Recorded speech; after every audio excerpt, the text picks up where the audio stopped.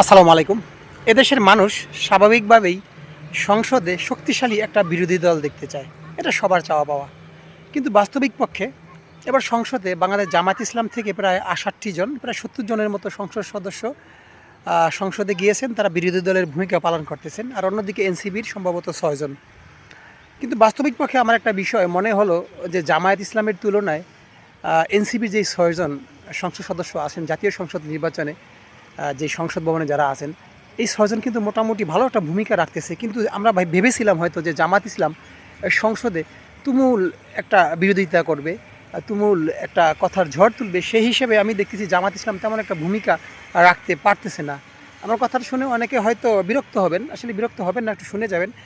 বাংলাদেশের একজন বড় ইউটিউবার, আমি যাকে ফলো করি, একজন ঢাকা বিশ্ববিদ্যালয়ের ছাত্র, উনি নিরপেক্ষ কথা বলেন। তার কথাগুলো আমি শুনি, তার একটা বিশ্লেষণে আমি উঠে এসেছে জামাত ইসলাম তুলনামূলক এনসিবির তুলনায় পিছিয়ে আছে। কিন্তু জামাত ইসলামের যে এমপিরা ছিলেন তারা কিন্তু সংসদে ঝড় তোলার কথা, সেই হিসাবে তারা কিন্তু অতটা ঝড় তুলতে পারতেছেন না। এটা আসলে আমাদের প্রত্যাশা পূরণ করে না। আমরা সংসদে চাই যে সরকারের সমালোচনা হোক, দেশের মানুষের মনের কথাগুলো তুলে ধরা হোক।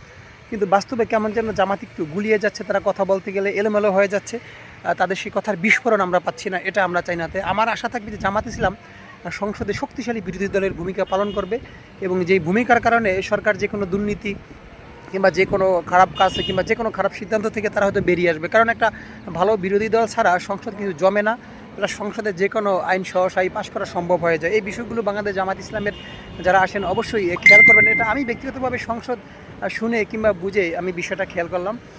কাউকে আমি ছোট করার জন্য নয়, তো আশা করি আপনারা বুঝতে পেরেছেন। কারণ জামাত ইসলামের কাছ থেকে আমরা আরও চাই, শক্তিশালী মনোভাব চাই, শক্তিশালী বিশ্লেষণ দেখতে চাই। আসলে দেখতে পাচ্ছেন কিন্তু আকাশে মেঘ করেছে, প্রচণ্ড মেঘ, গাজীপুরেও কিন্তু মেঘের অবস্থা। যাই হোক, তাই এই জন্য আজকে ভিডিওটা করলাম যে আমরা একটা শক্তিশালী সংসদ দেখতে চাই, যেখানে মানুষের মনের কথা, মানুষের দুঃখ কষ্টের কথা, আমাদের জনগণের না বলা কথাগুলো সংসদে উঠে আসবে। সেই হিসাবে বাংলাদেশ জামাত ইসলাম আমার মনে হয় যে কেমন যেন একটু দূরে সরে আছে, একটু পিছনে পড়ে আছে, যেটা আমার কাছে ব্যক্তিগতভাবে মনে হলো। তো বিষয়টা আপনারা আসলে কি আমার সাথে একমত কিনা কমেন্টে লিখে জানাবেন। কারণ আমার ভিডিও অনেকেই দেখেন, অনেকেই ফলো করেন আমাকে, তো একটু কমেন্টে জানাবেন। কারণ না জানলে আমরা হয়তো বুঝতে পারি না কি আমি কি ভুল বললাম কিনা।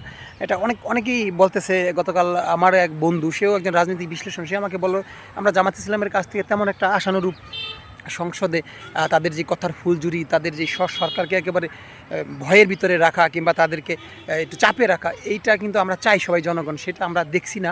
তাই বলে সংসদ জমছে না সেটা না, জমছে, কিন্তু আরও কিছু ব্যত্যয় আমরা দেখতে চাই, যেটা আসলে সংসদটা আরও জমজমাট হয়ে উঠবে, কথার ফুলঝুরি ফুটে উঠবে জামাত ইসলামের কাছ থেকে অন্তত। কারণ এটা মোটামুটি শক্তিশালী বিরোধী দল কিন্তু সংসদে আছে, চাইলে তারা কিন্তু অনেক কিছুই সম্ভব। এটাই আমার মনের প্রত্যাশাটা আমি ব্যক্ত করলাম। আল্লাহ হাফেজ।